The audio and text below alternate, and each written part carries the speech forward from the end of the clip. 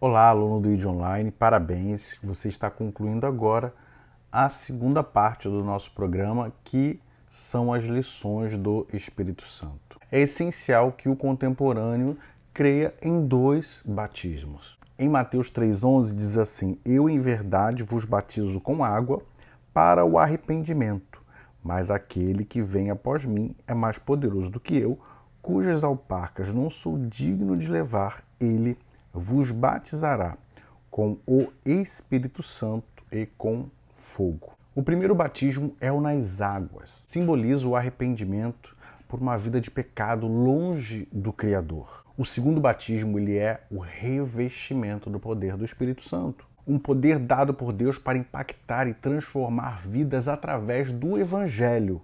Atos 1,8 diz assim: Mas recebereis poder ao descer sobre vós o Espírito Santo, e ser-me-eis testemunhas tanto em Jerusalém como em toda a Judéia e Samaria, até os confins da terra. Enquanto o batismo nas águas proporciona uma transformação que é gradual, o batismo no Espírito Santo ele é rápido e impactante.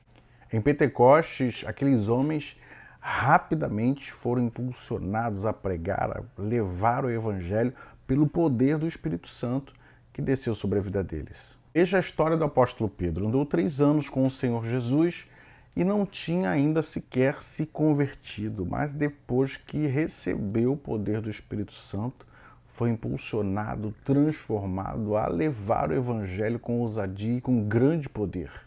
Pedro tinha negado o Senhor Jesus antes da crucificação.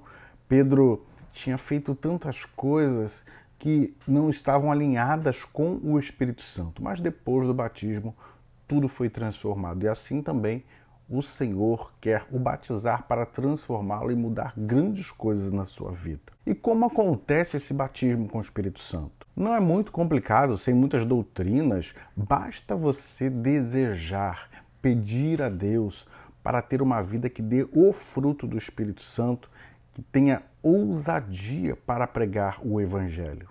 Lá em Lucas 11, 9 a 11, diz assim: Pelo que vos digo, perdi e dar-se-vos-á, buscai e achareis, batei e abrir-se-vos-á. Se vós, pois, sendo maus, sabeis dar boas dádivas aos vossos filhos, quanto mais dará o Pai Celestial o Espírito Santo àqueles que lhe pedirem.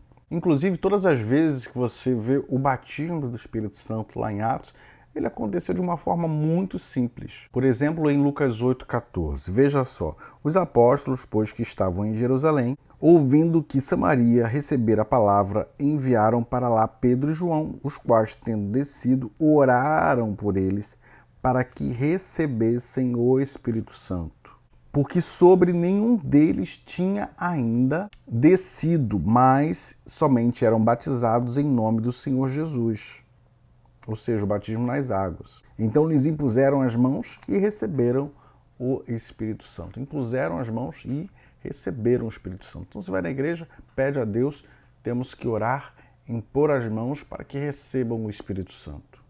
Existe alguma evidência sobre o batismo do Espírito Santo? Eu preciso de muita atenção aqui.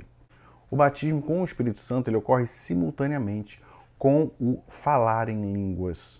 Ou seja, a certeza de que uma pessoa é batizada com o Espírito Santo é que ela tenha falado em línguas. É uma evidência. Algumas pessoas fazem uma miscelânea neste entendimento sobre o falar em línguas. Há uma confusão entre o dom de falar em línguas e o sinal de falar em línguas, que são duas coisas bem distintas. E eu vou explicar. Veja, por exemplo, quando a gente fala do amor. Quando falamos, por exemplo, de amor, ele pode ser fruto do Espírito Santo e também o amor é um dom, duas coisas distintas que trazem benefícios em cima do amor. Em relação a falar em línguas, quando falamos sobre batismo com o Espírito Santo, entenda como o sinal de falar em línguas. Veja só em Marcos 16, 17 e 18. Estes sinais seguirão aos que creem em meu nome, expulsarão demônios. Todo crente pode expulsar demônios. Falarão novas línguas. Todo crente batizado com o Espírito Santo, ele fala em línguas, nem que seja apenas como sinal e naquele momento. É lógico que É importante que a pessoa fale em outros momentos, mas nem que seja para aquele instante. Pegarão nas serpentes, e se beberem alguma coisa mortífera, não lhes fará dano algum. Porão as mãos sobre os enfermos e os curarão. Entendo, falar em línguas no momento em que se é batizado com o Espírito Santo, estamos falando de sinal que segue aquele que crê. Até nesta passagem de Marcos, apenas alguns cristãos podem expulsar demônios? Não, é um sinal que segue aquele que crê. Todos os cristãos, eles têm o poder, têm a autoridade para expulsar demônios. Da mesma forma, todos os cristãos que foram batizados com o Espírito Santo, eles falaram em línguas. Também não entraremos em discussões teológicas, mas para não causar nenhum tipo de confusão, quando lá em 1 Coríntios fala do dom de falar em línguas, isso não significa em o sinal de ter sido batizado com o Espírito Santo e ter falado em línguas.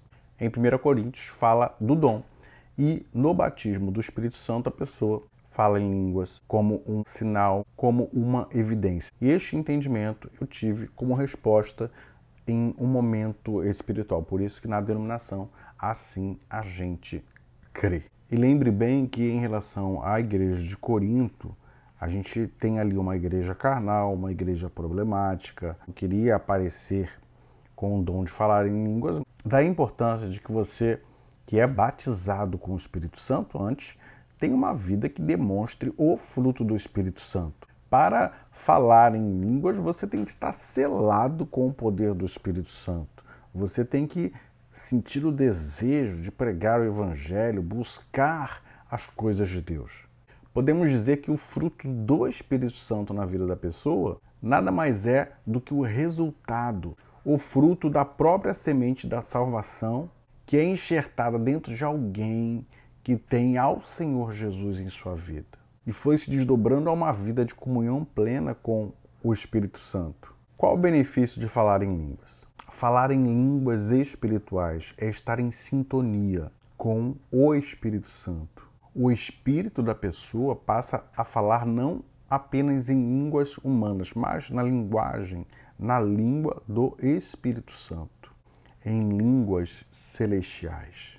É uma harmonia, uma unidade da mente do ser humano com a mente do Espírito Santo. Que tremendo, não é? Privilégio. Um desdobrar de possuir a mente de Cristo em sua vida. Seu Espírito fala diretamente na linguagem, na língua do Espírito Santo, tornando-se seu amigo, seu companheiro íntimo, seu conselheiro. 1 Coríntios 2,12. Mas nós não recebemos o Espírito do mundo, mas o Espírito que provém de Deus, para que pudéssemos conhecer o que nos é dado gratuitamente por Deus, as quais também falamos não com palavras de sabedoria humana, mas com as que o Espírito Santo ensina, comparando as coisas espirituais com as espirituais. Ora, o homem natural não compreende as coisas do Espírito de Deus, porque lhe parecem loucura, e não pode entendê-las, porque elas se discernem espiritualmente. Mas o que é espiritual discerne bem tudo, e ele de ninguém é discernido, porque quem conheceu a mente do Senhor para que possa instruí-lo? Mas nós temos a mente de Cristo. Talvez você fale, eu fui criado na igreja, mas nunca falei em línguas. Infelizmente, temos visto que muitos cristãos não falaram em línguas, não buscaram o batismo com o Espírito Santo, porque tem uma tradição religiosa de não acreditar no Espírito Santo. Outros têm medo da atuação do Espírito Santo em sua vida.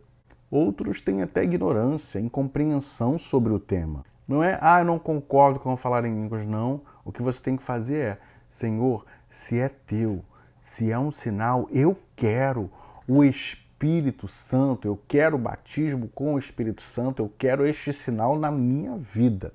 Se segue aos que creem, Pai, eu quero. Assim que você deve agir.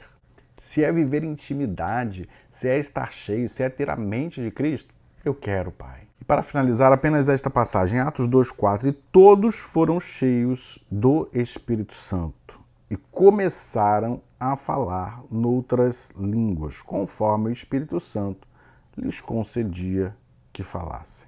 E a atividade desta videoaula é você falar um pouco sobre o que foi o batismo do Espírito Santo em sua vida. Um abraço.